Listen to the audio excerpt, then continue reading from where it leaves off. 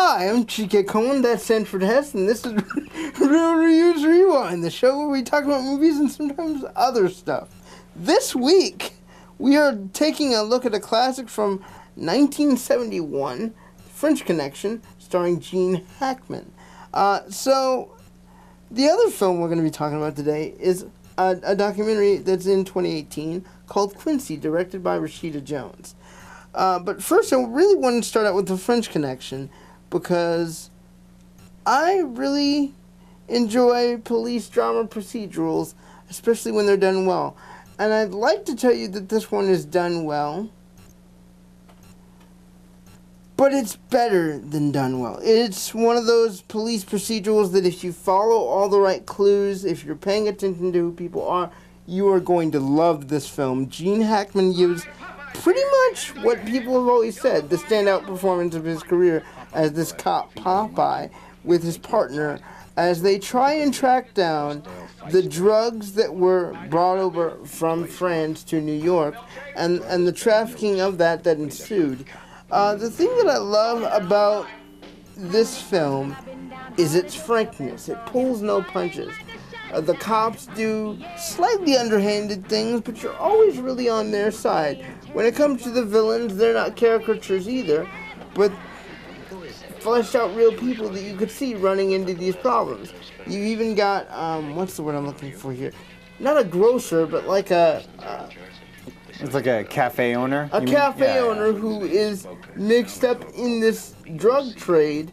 And of course we find out that he's purposely mixed up in it.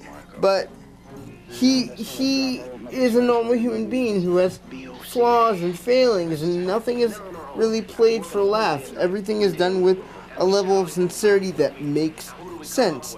And before the Bourne films, this has one of the best car chases in film history. Right. So I really dug this film 150%. Gene Hackman is... Other than, like, when I think of Gene Hackman, I used to think Enemy of the State, because that to me was his best movie.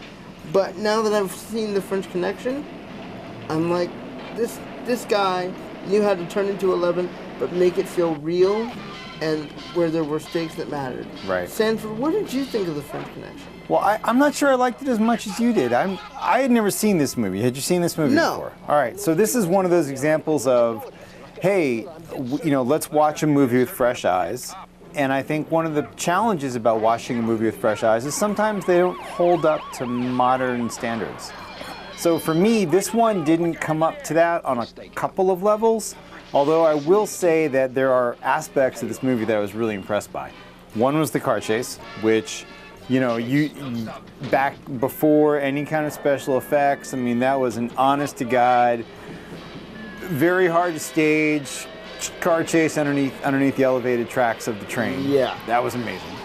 And I think this is one of those things where I'd have to go back and find out if this was some of the first use of this sort of handheld camera, because like at the beginning of the movie, there's some sort of like, there's people tailing each other. Yeah. And that bit was fun for me. Yeah, it was great. I mean, like you felt like you were tailing them or you were being tailed, and that part of the procedural aspect, like you said, was fascinating, and the way that they shot it was very visceral. I mean, you were right there in the midst of it.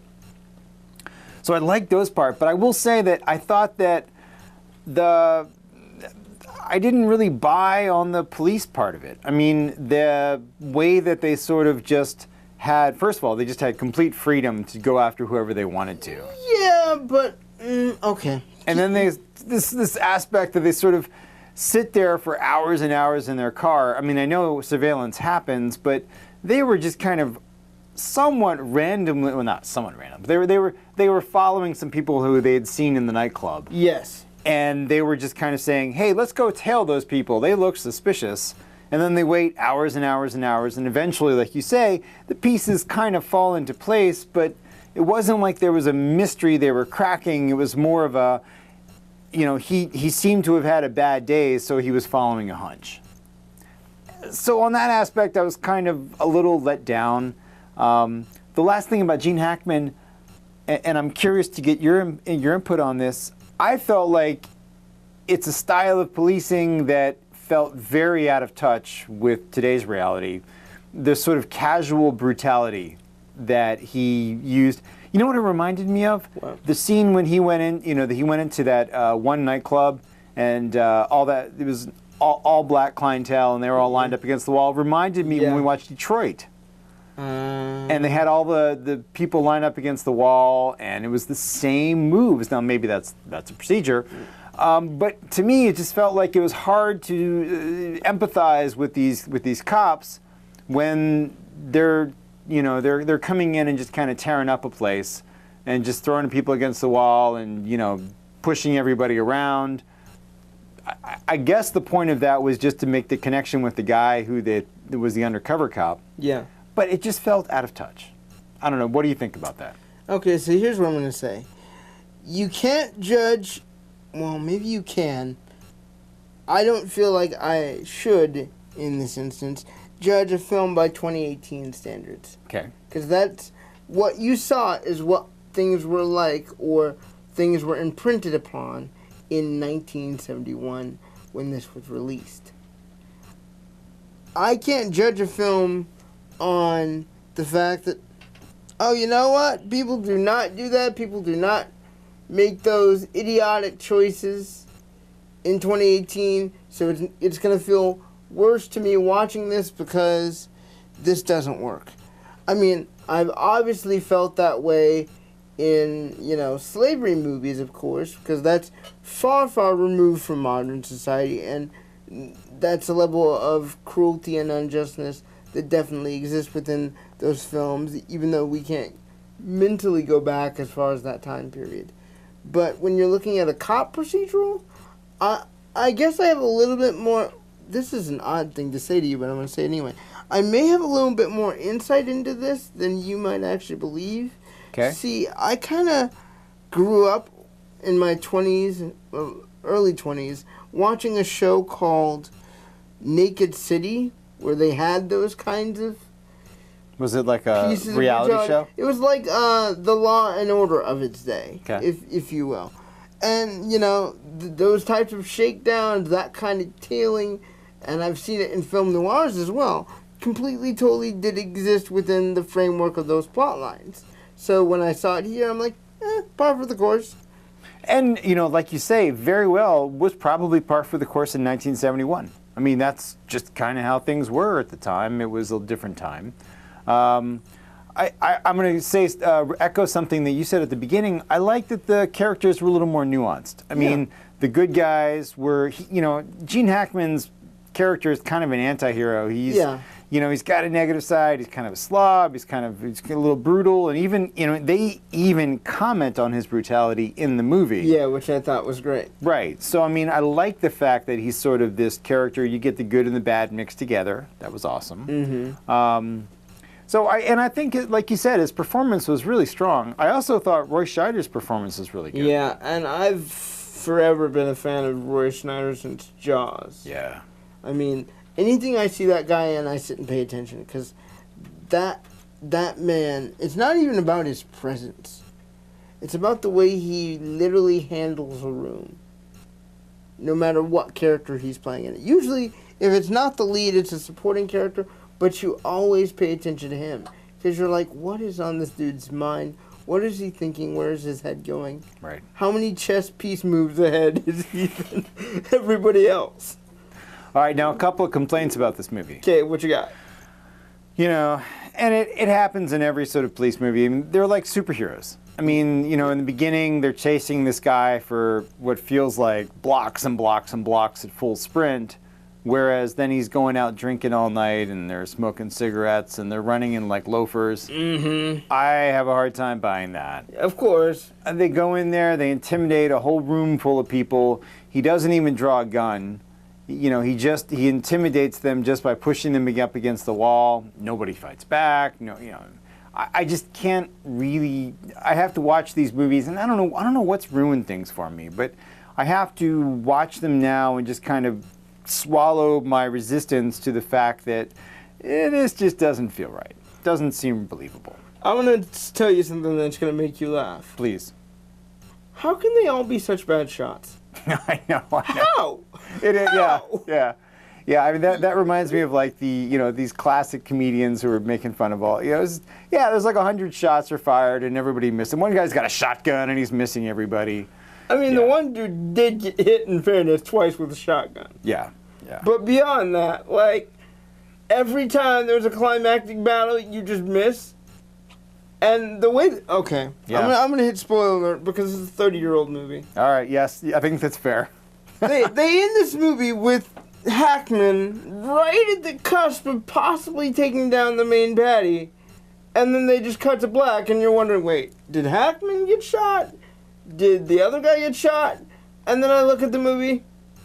Yeah, no, he got away. Hackman missed again. Yeah. Well, that was kind of weird too, because it was the ending with this sort of text on the bottom of the screen of what happened to the people, which I'm assuming that came from the book, but it is one of those things. It's like that was kind of a weak way to end the movie. That was one of my moments where I went, really? And then I looked online and it was like, oh, 4 years later they made the French Connection 2, where he actually does finish that off. Oh, did they? I supposedly. Never even know that.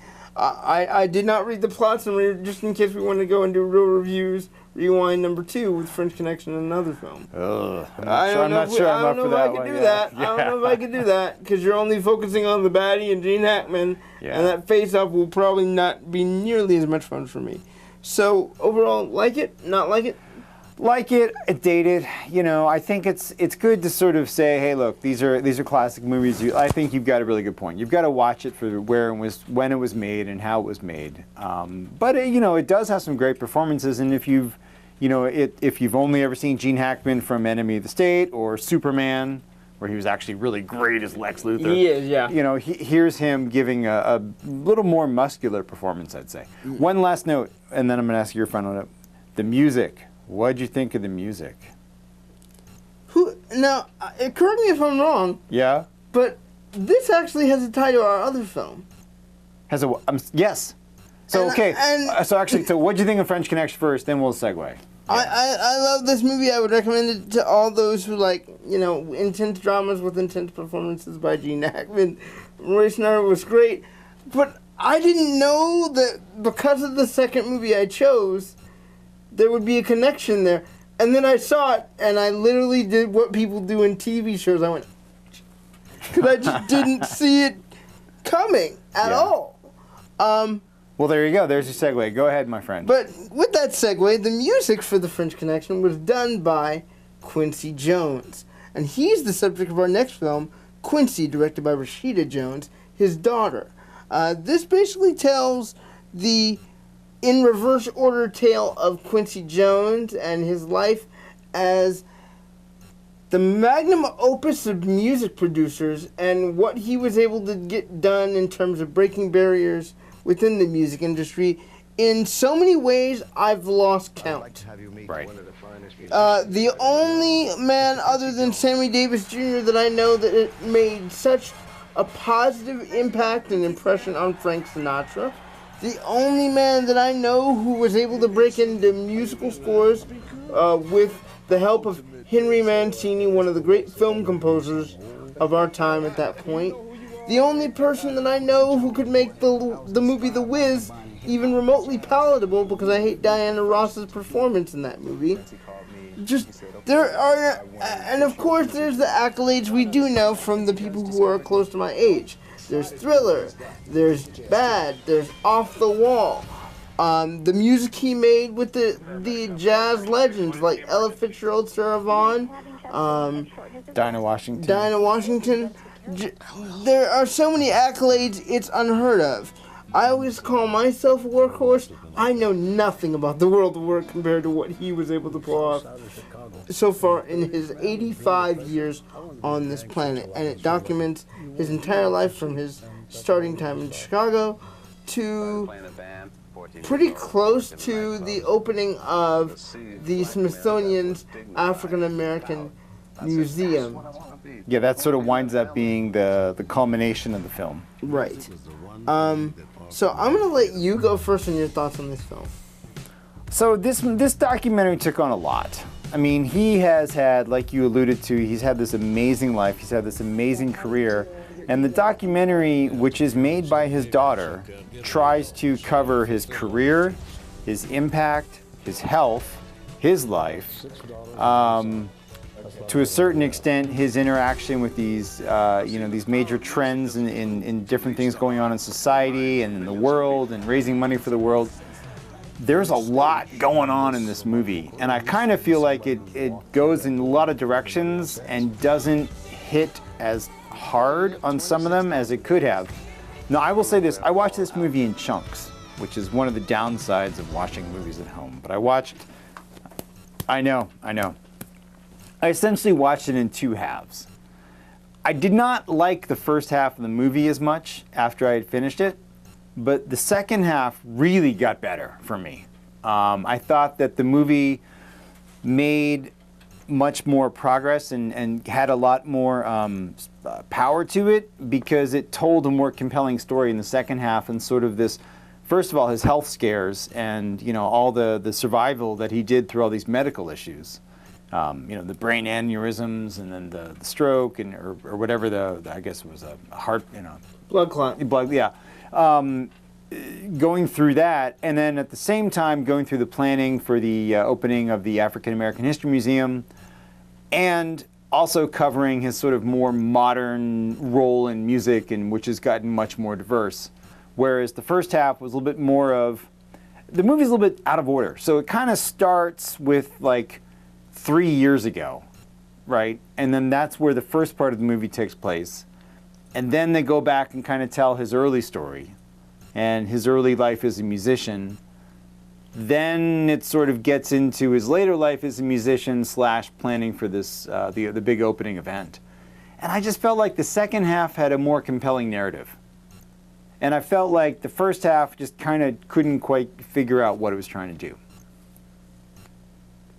What do you say to that? I say to you two basic sentences. This film is disjointed. Yes. Completely and totally. I'm not going to argue that point with you at all. But the music history buff in me loves every single accolade that's covered. Well, was there enough of the music? I mean, I felt like they could have actually toned down the medical history and the part of it and spent more time showing more performances and things like that. I would disagree. Okay. For one simple reason. You saw that man in his most vulnerable state, where he had no power at all. Right. You didn't have to watch him get back up. You just had to see him lose all power. He didn't lose the will to live. He didn't lose his ability to have hope or want to build better for the future. But you saw him lose his ability to do the things that he is so accustomed to doing. And even for the idea of having to slow down on his work efforts.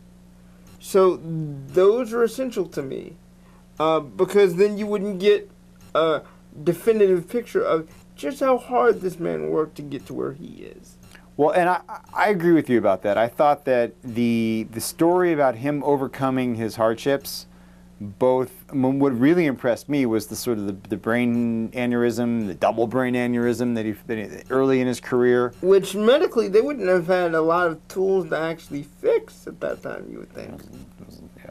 I mean, you saw there was a interview with him soon after his surgery, and he had a big scar kind of all the way across his, all the way up here. Yeah. I thought that really impressed me. You're right. The will to live, his will to just keep moving forward, and and as a case study of that, the sort of the last part of the film where he's putting together this event for the opening of the History Museum. You just sort of see him early planning, just sort of spouting out, oh, let's get Will Smith, let's get Dave Chappelle, let's get so-and-so, let's get so-and-so. And then you see him putting it into effect, and it's just, he is, I mean, even at his age, he is driving this forward at every step of the way. He's editing the script, he's telling them, what to do. Music cues to use. Yeah. Who to talk to. So you're right. That hit home in a way that it wouldn't have if you didn't know what he had overcome to get there. Yeah. And the other thing I'll say is, it's a really small, insignificant moment. But to me, actually no, 2 moments. I'll take that back. 2 moments. The moment where he has to call Colin Powell to convince him to be part of the museum. It's just like, well, he called, so I came. Right. That's how much influence that man has. Where he is a champion of black history, black lives, black music, and the importance of knowing your history. And that's something that not a lot of people my age know or care about. They see Tupac and Biggie and Jay-Z and Beyonce all as heroes. And I'm saying nothing against their contributions to music, but their contributions to humanity pale in comparison to what Quincy Jones did. And in fact, he tried to unite the two sides of Tupac and Biggie in the 90s when that battle was going on, and when that battle was continuing to rage. And they covered that fairly well in the movie. I thought that the clips that they used there were really powerful, and you know, there's a sort of extended scene of him talking at this kind of summit, which seemed very strange to me because it was like in a hotel ballroom. Yeah. You know, and here you had Suge Knight and P. Diddy. Yeah, sitting at like these Marriott tables, and there's Quincy Jones up there trying to tell them, hey, chill out, cool it out, and then, you know, as they make the point, a couple months later, Tupac shot, a couple months later, Biggie shot. So, you know, yeah. So, the thing that impressed me most was I didn't know just how much music he touched. He touched everything. I've never seen a man with more creative credit on his discography resume than Quincy Jones. Yes, we know about Thriller. Yes, we know about Off the Wall. Did you know he created Sanford and Son? Did you know he did the music for The French Connection? Did you know that he was the main architect behind The Wiz? Several Herbie Hancock albums. Well, I love the part where he's just finished producing The Color Purple, and then he's like, oh, and by the way, I have 3 months to write and record a score for this movie. You know, I mean, you're right. I mean, and actually, if there's anything that they didn't cover enough, maybe in this case, it was what was his creative process like? I mean, did music just flow out of him? How did he go about writing? Because there were lots of shots of him just like writing music, and he just kind of just. But you know how did that get here? You know, what was his process? But I guess that's for part 2 of this movie. Maybe. The other thing that really, I only had the other moment that I thought was so brilliant, and they didn't really touch on this a lot, and I would love a separate documentary on just this subject. The relationship between Quincy Jones and Ray Charles. I want to see that documentary, what that friendship was like. Yeah. How they held each other up for 30, 40 years. Because the only time I saw Quincy really cry and get emotional was when Ray Charles was singing to him. Ironically, the song that I played earlier, I thought, About You, was the song that Ray Charles did at the Kennedy Center Honors. And I find that really weird because I didn't even plan that, but for the folks subconsciously. For the folks at home who don't know, before this taping started, I was listening to both Miles Davis's version of I Thought About You and Keith Jarrett's version I Thought About You, which is a jazz standard, and I just now remembered that that's the exact song that was played during the Kennedy Center Honors. Man, the synchronicity of this episode is just off the charts. Anyway. Off the wall. Very much so. Nice. To a point where it's bad. Nice. All right, I have two other points. One question for you. Yes. So this is, as you mentioned, this is a documentary filmed by his daughter, Rashida Jones. Yes. What did you think about having a daughter make a documentary about her father? Okay, so here's the thing. Her directorial skills leave a lot to be desired. She can't focus a single shot that she has while she's shooting the documentary. Yeah. She has a lot of help from, archival footage of her father. Right. Which, understandable. But there was no real sit down. Like, there was no real what's the impact of my father? Why do you feel like my father is such an important figure in music? And as much as that sounds corny, it's needed here. I want to know what other people's opinions are of Quincy beyond the random cliche espouses that are given. Right. I think that's a really good point. Something that, for me, probably diminished my enjoyment in the first half was actually not really knowing his story very well. So when the movie starts off and he's got these health issues and things like that, you don't have the connection to him that you have by the end of the movie, where you really appreciate how far he's come. I think for her, as his daughter, she just knows that because it's her dad. So, in some ways, that might have led to some, the disjointed nature was her just sort of assuming that right off the bat in this movie, oh, everybody knows who Quincy Jones is already, or why he's important. I don't have to establish that. They do kind of discuss it along the way, but it's really brushed under the rug. Right. I think the person who did the most at best explaining Quincy, which is making it so sad for me because I'm mad that they broke up now, is his second or third wife, Peggy, who was the lead actress on the Mod Squad.